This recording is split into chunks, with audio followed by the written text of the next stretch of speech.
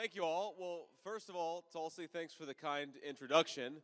But most of all, how nice is it that in the Republican Party in the last few months, we've traded Liz Cheney for Tulsi Gabbard, right? That's a hell of a trade.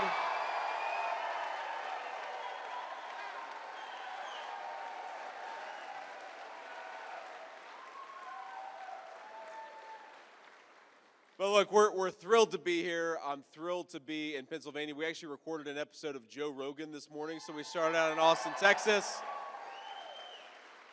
And we're closing out. How long was it, JD? How long were you in Rogan's Almost studio? 4 hours. Almost 4 hours. So I've officially done more interview time than Kamala Harris has the entire campaign just today. So we're driving in here, the beautiful Appalachian Mountains. I love being here. I love this part of our country. I love this part of the Commonwealth of Pennsylvania. And in 6 short days, we're going to win, my friends, and make Donald J. Trump the next president. So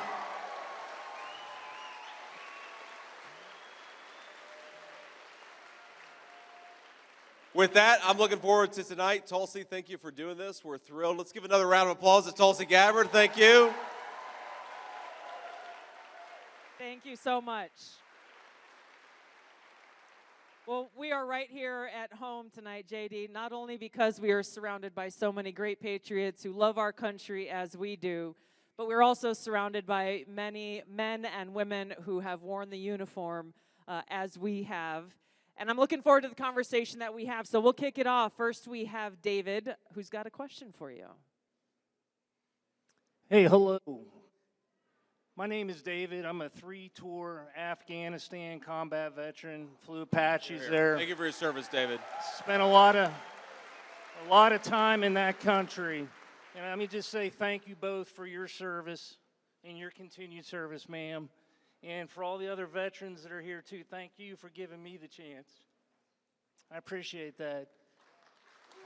If anybody's not noticed, outside the gate or the hangar there is the Abbey Gate 13. The people that died on August the 26th, 2021. And I'm kind of saddened that there has been no accountability for that. Yes, sir. So I'd like to know, what is President Trump going to do to help get accountability for that event? David, I appreciate the question, and it's an important one, and thank you for your service, but most importantly, thanks to everybody, including David, for their service in this room. We're thrilled to have you, and we're thrilled to put a president back in the White House who actually respects the sacrifice of American military veterans, and that's exactly what we're going to do.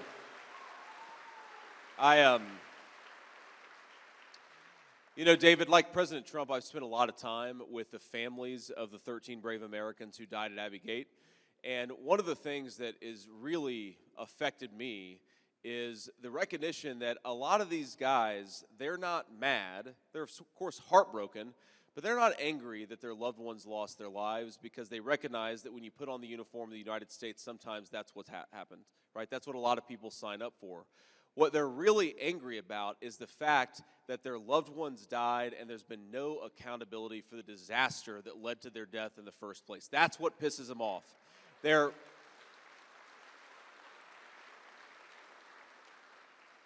heartbroken to have lost their kids, but they're angry that no one has paid any price for the fact that those kids died because our leadership failed to do its job. I mean, think about this. You get out of Afghanistan, and I think it was the right decision to get out of Afghanistan eventually, but you don't close down the airport before you get out. We basically turned brave Americans into TSA agents in the most dangerous, terrorism-infested area of the entire world. And frankly, we may have been lucky that only 13 Americans died. It could have been much, much higher given the chaos of the situation that was going on the ground. And not one person, not a single general, not a single Pentagon bureaucrat, not a single person who controlled how that withdrawal was conducted has faced any consequences. But I believe that the first person that we are going to fire, and there's going to be more after that, but the first person we get to fire who had a role in Abbey Gate, her name is Kamala Harris, and we're going to fire her in 6 days.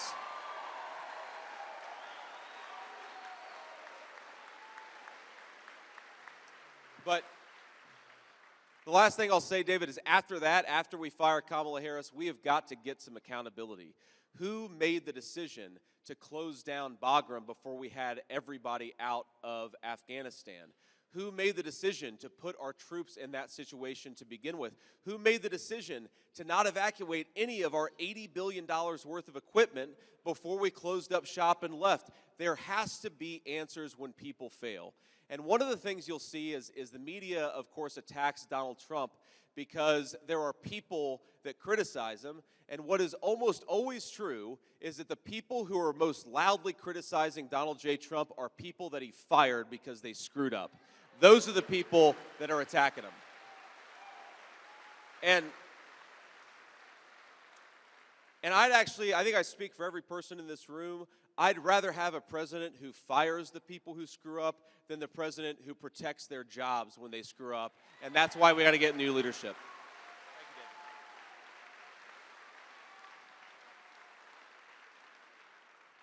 I think that's something that President Trump understands very clearly, is that when you are a leader of any organization, you're responsible for what happens under your leadership. And President Biden, obviously, as you said, fired no one, but it shocks me even that within our military, none of these leaders did the right thing and said, you know what, we screwed up, I resign. Not a single one. That's right. It's a very good point. All right, next we've got a question coming from Ron. Here we go. Hi, Senator, Congresswoman, thanks for being with us today. Appreciate it. I'm Ron, retired from the Air Force after 30 years. Air Force. I can say my question regards armed forces recruiting and retention. Services are having difficulty making goals just now. Went through the COVID era with a mandated vaccine. I know DOD discharged thousands of troops for refusal to take that vaccine. And we have a lot of young people today who are just frankly unfit to begin military service. And I know you've got a Make America Healthy plan. Could you talk a little about that and how that can address some of these issues? Yeah, well, Ron, I'm happy to take a first stab at that question, and then Tulsi, I'd love to hear your thoughts too, because of course, I think Tulsi understands as well as anybody why the military might be having recruitment challenges in the 21st century. And I think there are a couple of things going on, Ron. Is number one, you hit the nail on the head. Why were we firing brave, young, and healthy Marines, soldiers, sailors, and airmen because they wouldn't take the COVID shot? We should let people make these decisions themselves, not throw them out of the military because of it.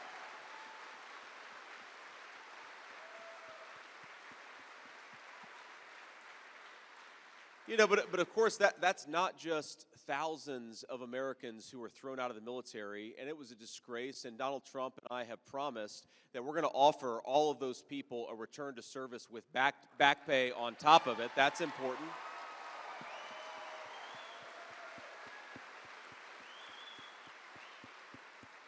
But Ron, think about the effect that has on morale. What does it do when you fire people for simply exercising their own judgment about what they want to put into their own body? What does that say to the next generation of soldiers, sailors, airmen, and Marines? What does it say to their family members? Because we know, in my family, my grandma, my mamaw, had 6 grandchildren. 3 of us enlisted in the United States Marine Corps out of high school. Very often, military service is a family affair.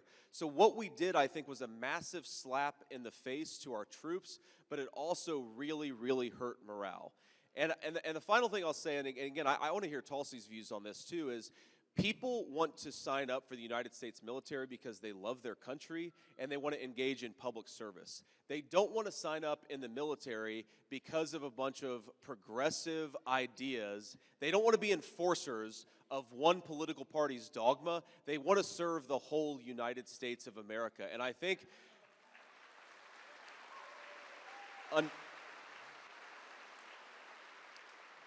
unfortunately, whether it's DEI training or, you have our State Department funding progressive politics in foreign countries, like why do your tax dollars need to be funneled through the State Department to do like trans pride parades in the Czech Republic?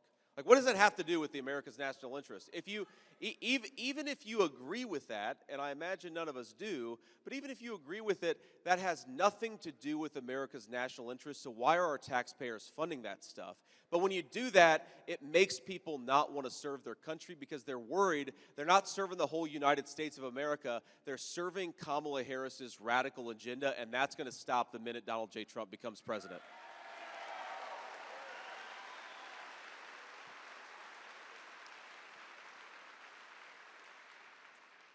You know, JD, I want to go back to what you said in response to the first question that we had, with the fact that every single one of us who's here, anyone watching from home, any one of us who's raised our right hand and volunteered, the less than 1% of all Americans who volunteer to serve in our armed forces, we do so, and our families know that that service and that volunteerism may require us to pay the ultimate price.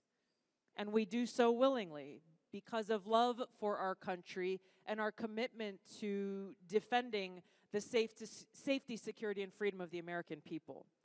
What we don't sign up for is to be used as cannon fodder by politicians who are trying to fund the military-industrial complex or make themselves look tough.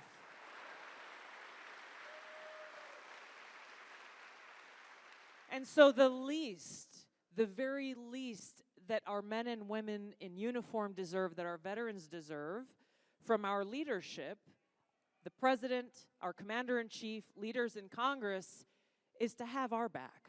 Amen. And so when Absolutely you talk right. about make America healthy again, too often, and we all got stories. We all got stories. But too often, you know, they make investments, say, okay, you walk in basic training. I enlisted, went to basic training at Fort Jackson, and you know, you go through that training, you know, you serve in the Air Force. They invest in turning civilians into warriors. Then you go and spend your time in service, and when it's time to go and you get your final DD-214 and you walk out, for a lot of folks, they feel lost because for the first time, you kind of feel alone. That you can't just go to the military hospital, or you can't, you know, you don't have your sergeant major telling you what time to wake up and when you get to eat and when you get to sleep. And so when we look at the Veterans Affairs Department, for example, when we have our brothers and sisters who are struggling, who've gone and fought in war zones and have come home and are struggling with those internal battles, too many of them are feeling like their only choice is to take their own lives to end their pain. That means our leaders have failed our brothers and sisters. Why is it? Even at that point, they are still not able to get the care that they need. I've had friends who've gone into the VA at that moment where they felt like they had no other option. They were ready to take their own lives. They either couldn't get an appointment, or when they did walk in, they were handed a bag full of drugs. Yep. A bag full of drugs that made their problems worse, not better, and that didn't actually deal with the real challenges they were facing. So when we talk about what is President Trump's plan to make America healthy again look like for our men and women in uniform and for our veterans, it's investing in the person, our fellow American, from the time they join the military, throughout their time in service, making sure that they're getting the care that they need, not just drugs or Band-Aids to cover up the visible or invisible wounds. Making sure that when you go into that dining facility, you actually have healthy and nutrition options to eat, not just crap that's going to make you sick. That when you go to the doctor,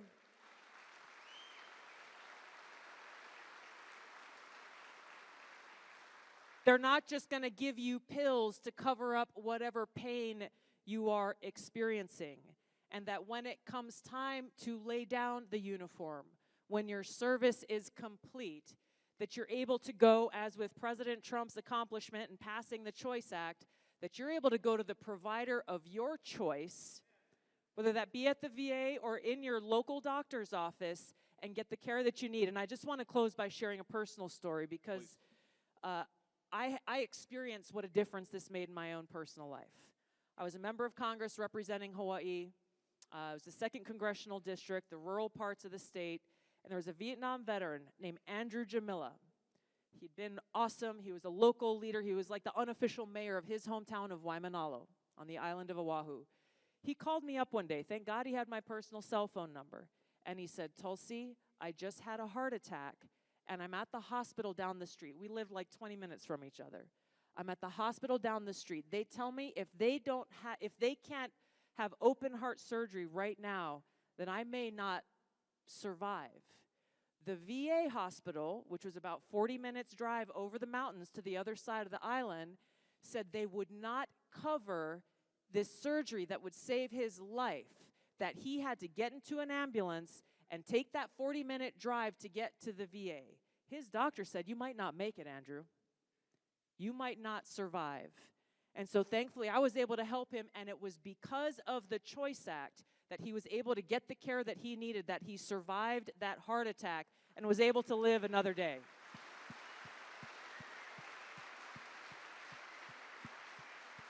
It's awesome. Where is Cindy at? Our next question is coming from Cindy. Thank you. Welcome to Bedford County. I want to thank you for recognizing the veterans in the audience and our concerns. Thank you both for your service then. Thank you for your service now, as they are both equally important. When my dad, who I'm very proud of, came home from Vietnam, he wasn't educated on the health benefits and services that he earned and was entitled to. When I got out of the Marine Corps in 1996, I was not educated on the health benefits and services I earned and was entitled to. When my nephews, whom I am also very proud of, got out of the military in the mid-2000s, they were not educated on the benefits that they earned and was entitled to. The first time I registered and voted was for President Trump because we needed change. We still need change. What will you and your administration do to help educate the veterans on the health benefits and services they've earned and health benefits they are entitled to? Semper Fi, thank you.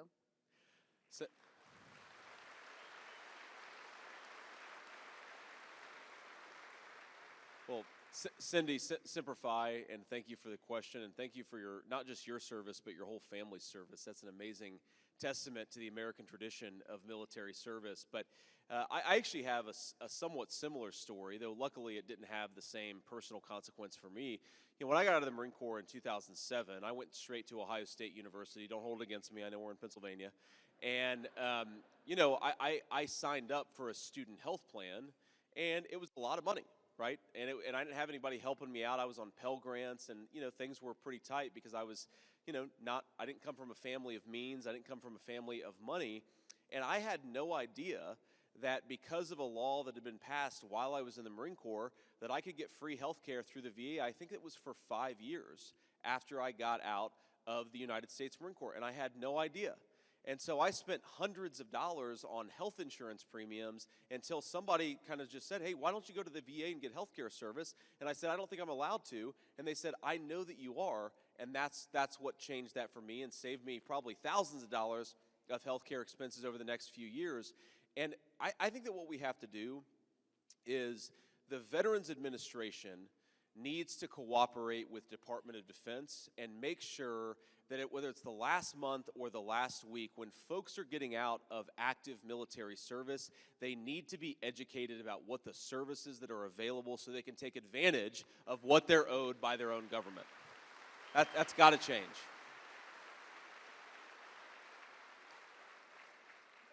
And you know, to Tulsi's point, this is really about keeping the commitments that American taxpayers and the American nation makes to its people who put on the uniform and offer to risk it all for our shared freedom and certainly for our shared prosperity as a country. Here's another thing that's very unusual to me is you've got a lot of Americans right now who are veterans who are sleeping on park benches, who are sleeping under bridges, who don't have access to the care that they need. Well, my attitude is if the politicians and the Pentagon bureaucrats want to send people off to war, they ought to keep their commitments to people when those folks come home from war. We've got to stop this. We just have to do better.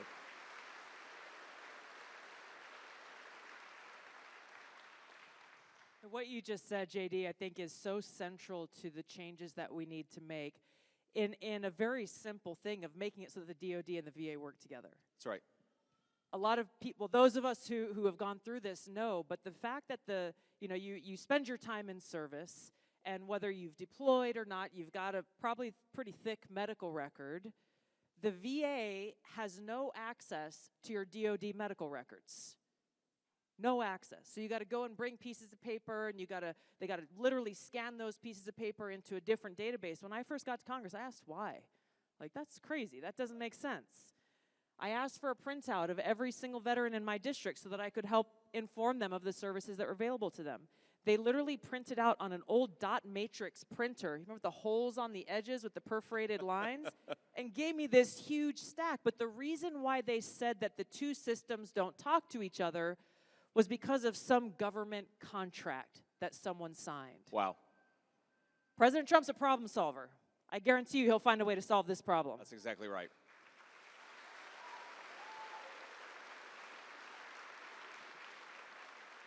All right, next up, we have Julie. Hello, Senator, Colonel.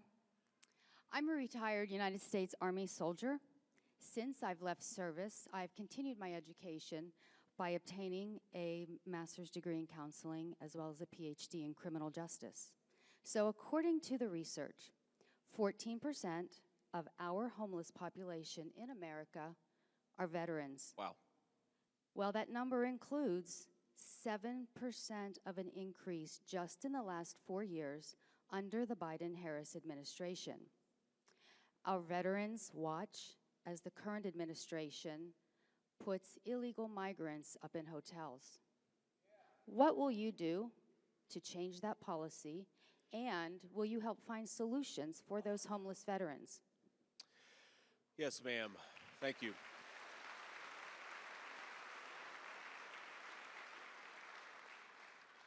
Well, thank you, Julie. And here's a basic principle that I think that we could do on practically day one of the Trump administration. We could say that no American tax dollars go to housing illegal immigrants while veterans are homeless in the United States of America. Why?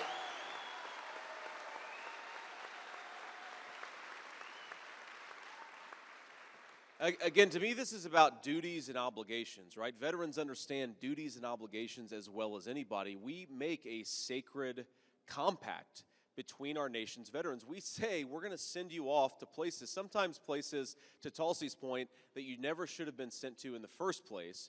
But when you come home, there are certain obligations we're going to meet. And God forbid, if you don't come home, we're going to meet those obligations to your family.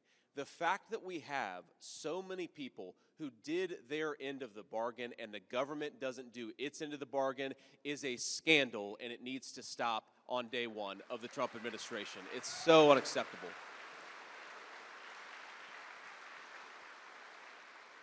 But, you know, Julie, your point drives home a related point here, which is that, or your question drives home a related point, which is that veterans are very much members of the community, and veterans are affected by the same policies and the same problems that everybody else is, right? Sometimes they're affected more significantly, sometimes a little less significantly.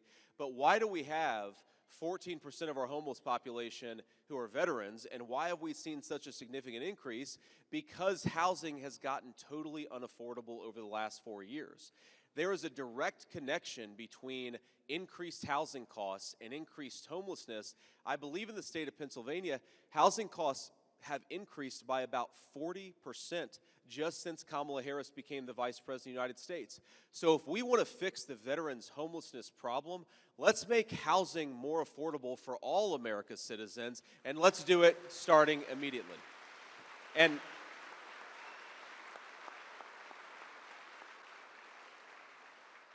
And I know we're focused on veterans issues, and I don't want to derail this too much, but it's very important to talk about the three obvious things that we should be doing to make housing more affordable. Number one, we should be doing more home building in the United States of America. Think about this. We are descendants of people who built rockets that flew to the moon, and all they had was pocket calculators and slide rules. And thanks to government policy, we don't build enough houses to house American citizens. What is this? 60 years ago, we built rockets that went to the moon. Now we don't build enough houses for American citizens. If we got rid of some of the ridiculous regulations out there, we'd create a lot of prosperity in the construction industry. We'd also build a lot more homes for American citizens. Number two, we've got to pursue common sense economic policies that lower mortgage interest rates so that people can afford to borrow and get into a home in the first place. And here's the final thing, and it goes back to Julie's point about illegal immigration. It doesn't matter how many homes we build. If we allow millions upon millions of people who don't have the legal right to be here to go into houses that ought by right go to American citizens, we are going to have a housing crisis. This very simple principle, and it's going to benefit veterans most of all, but it's going to benefit everybody, is American homes should go to American citizens, not to people who don't have the right to be here.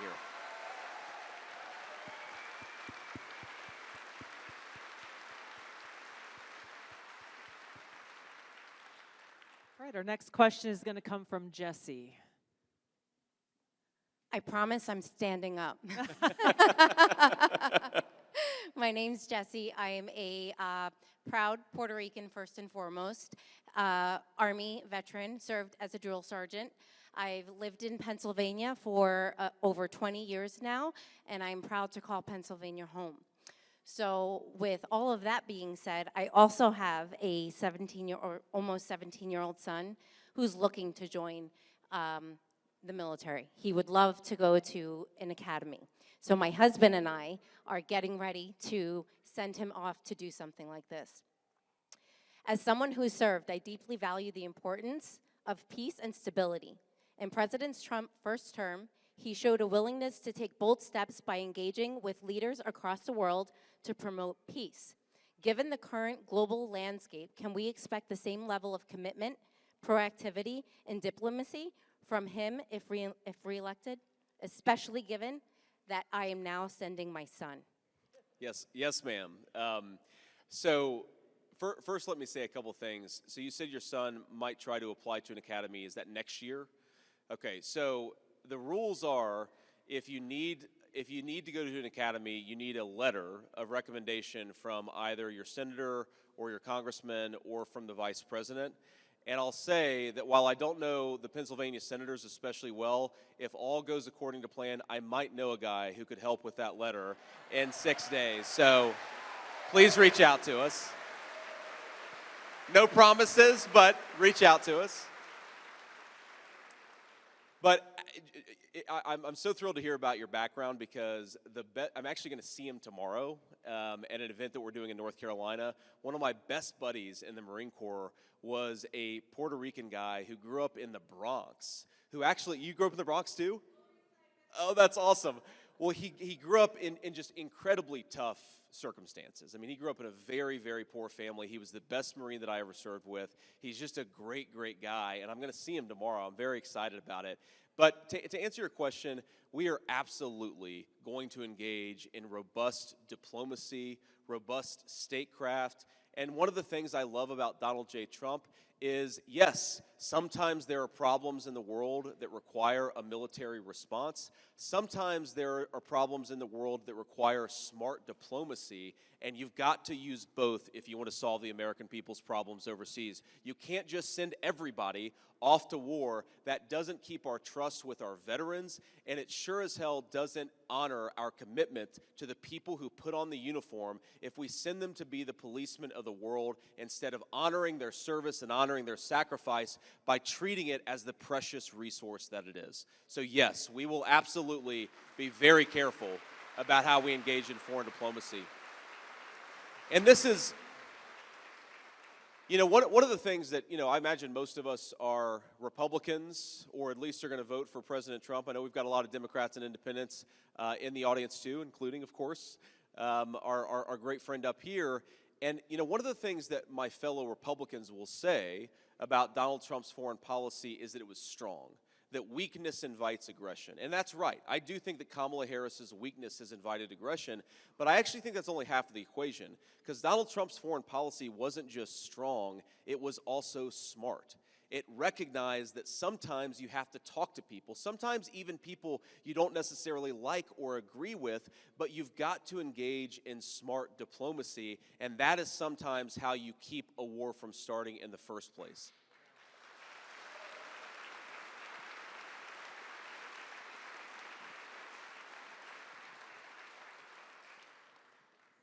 I was a Democrat serving in Congress when President Trump was elected. Yep. And one of the things that he did very early on in his term of office was really, really important to the people of Hawaii, my home state. As you know, we're the most remote island chain in the world.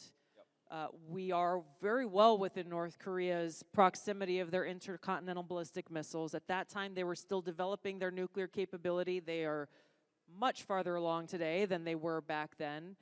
But we had a missile scare where we thought early one morning on a Saturday in 2017, every single cell phone went off with an alert that said ballistic missile incoming to Hawaii.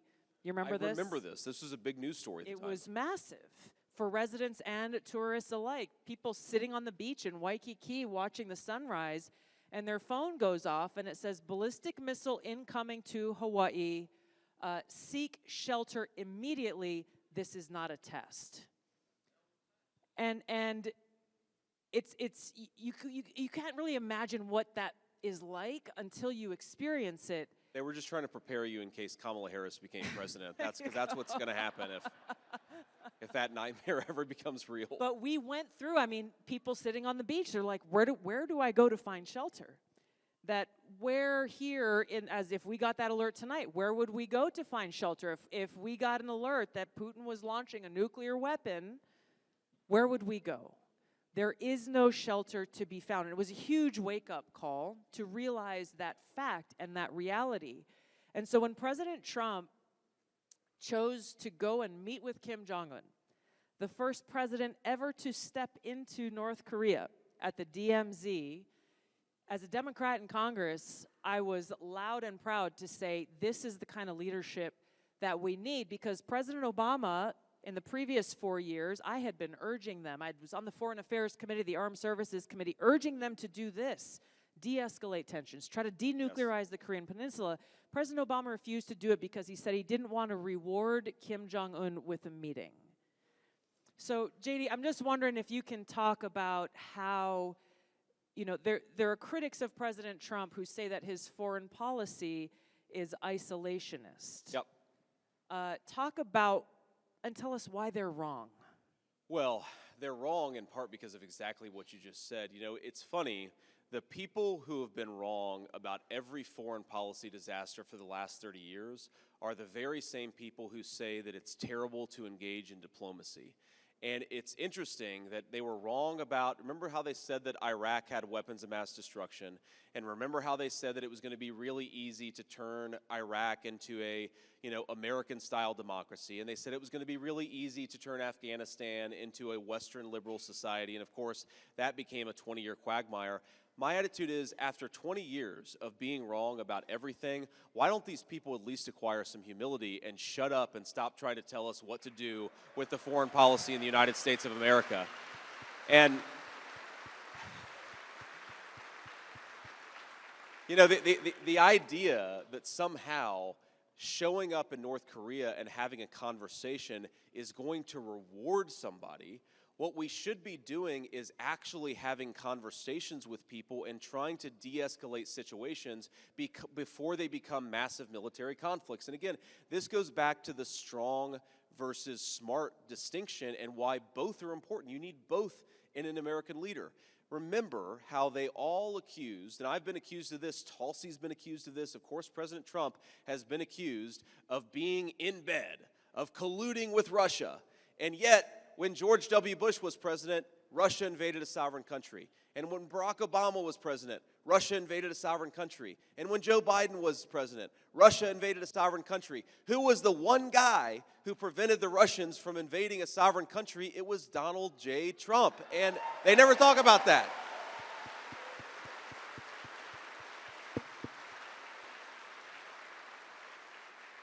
But again, it's because he was strong. Certainly, some of the bad guys were afraid of what Donald J. Trump would do, but it was also because he was willing to communicate with people and open those diplomatic lines up in a way that prevented a hot spot from becoming a full military conflict. And Tulsi, you've probably heard the president tell this story, but it's one of my favorite stories of his time in office where, I guess Kim Jong-un, the leader of North Korea, was trying to posture about his nuclear weapons and talk about how tough and big of a guy he was, and said, I have a little red button on my desk that will launch nuclear weapons.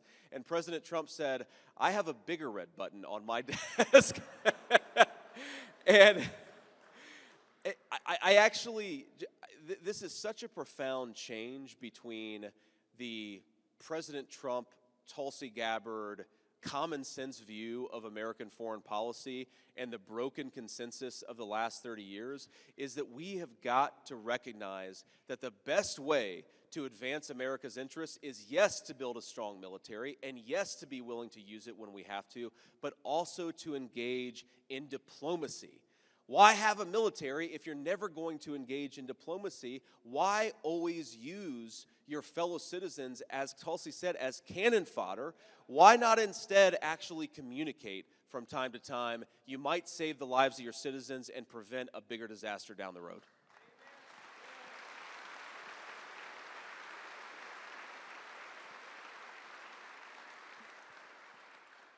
That really, for me, was one of the major driving reasons why I chose to endorse President Trump.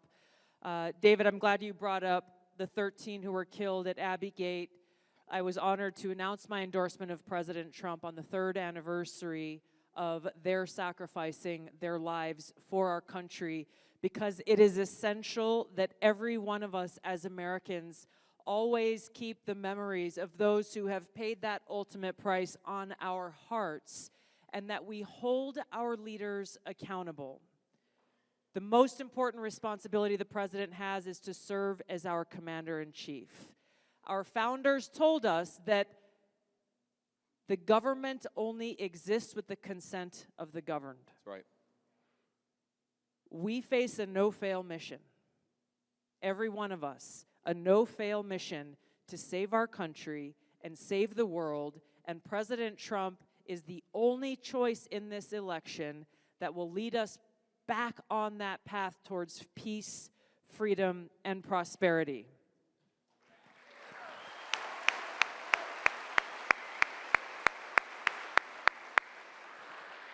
Now, before I hand it over to JD, I just want to say that when I heard the rumor mill spurring, you hadn't been announced yet, but I heard the rumor mill spurring that President Trump was going to announce that you were his pick for vice president.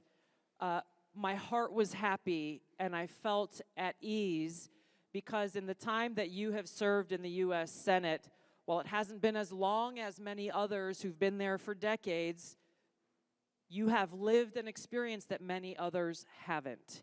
You have seen the cost of war, and you've used that experience in your time leading in the U.S. Senate to take a stand against the military-industrial complex and for peace, and you standing shoulder to shoulder with President Trump, the rest of us can sleep peacefully at night. Thank you. Thank you. It's kind of you.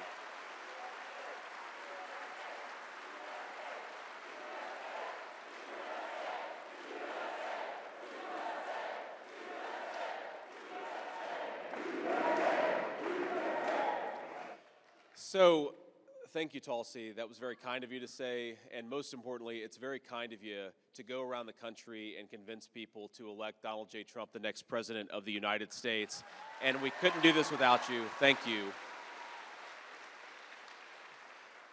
I always try to encourage folks to remember why we're fighting, because it's not red team versus blue team. There are a lot of Democrats, a lot of independents who are going to support this ticket, and of course we're proud to have their support.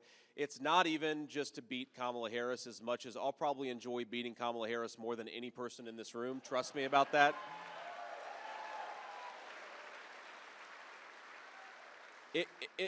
The point here is we want to beat Kamala Harris to give the American people the leadership that the American people deserve.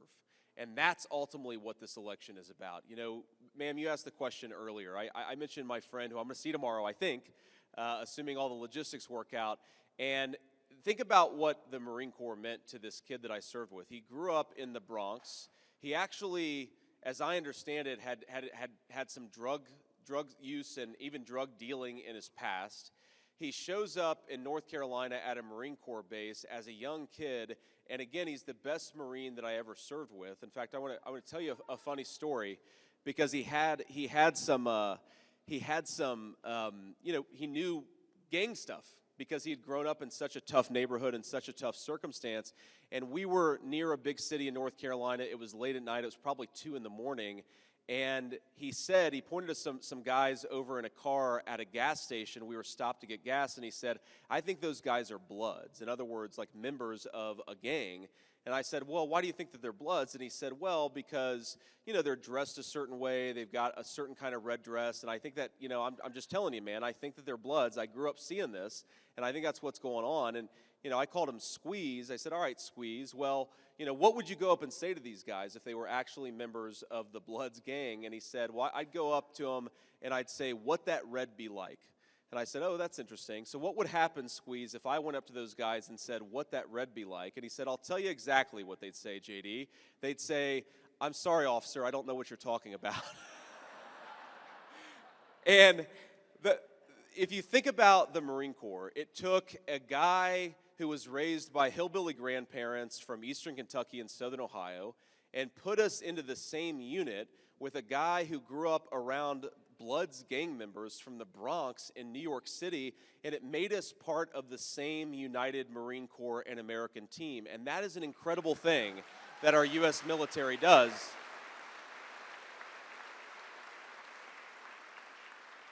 But we've got to ask ourselves, is it going to keep doing that? Is the military going to serve that same important function? As Tulsi said, it takes civilians and turns them into warriors. It also takes people from every walk of life and makes them part of the same team. The former Marine Corps Commandant, General Charles Krulak, said the most important thing that the military does is it wins battles, but it also turns our young people into really proud servants of the United States of America. Is that still going to happen? Is it still going to have that same function for the United States of America if we put Kamala Harris into the Oval Office? I think the answer is no. So what we're up against and what we're fighting for is to preserve the most important and proudest traditions of the United States military, to ensure that our veterans get access to the benefits that they were promised. And the only way that is going to happen is if we fix the broken leadership in Washington, D.C., and give the American people a president that we can all be proud of.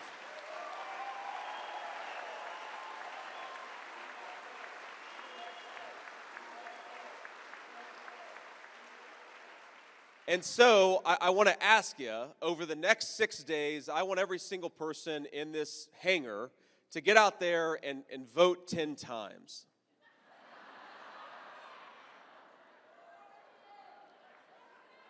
The legal way. The legal way. The legal way you get out there and vote 10 times is you take yourself to the polls and you get 9 of your friends and family to join you.